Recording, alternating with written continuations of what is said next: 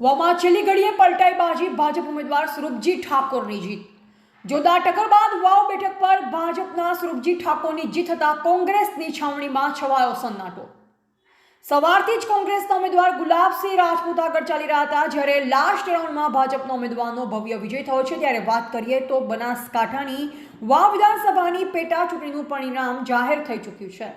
ગુજરાતમાં કોંગ્રેસને સૌથી મોટો ઝટકો લાગ્યો છે. વાવ વિધાનસભાની પેટા ચૂંટણીમાં ભાજપના ઉમેદવાર સ્વરૂપજી ઠાકોરની જીત થઈ છે.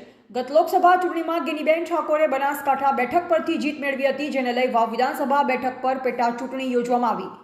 વાવ બેઠક પર કોંગ્રેસે ગુલાબસિંહ રાજપૂત, ભાજપે સ્વરૂપજી ઠાકોરના પક્ષમાંથી માવજી પટેલે ચૂંટણી લડી હતી. આ ત્રિપાખ્યો જંગ સમગ્ર રાજ્યમાં ચર્ચાનું કેન્દ્ર રહ્યું હતું. ટિકિટ ન મળતા નારાજ માવજી પટેલ અપક્ષમાંથી ઉતર્યા, તો બીજી તરફ ગુલાબસિંહ રાજપૂત માટે ગેનીબેને ચૂંટણી રેલીઓ યોજી હતી, જ્યારે સ્વરૂપજીને જીતાડવા માટે ભાજપે પણ તનતોડ મહેનત કરી હતી.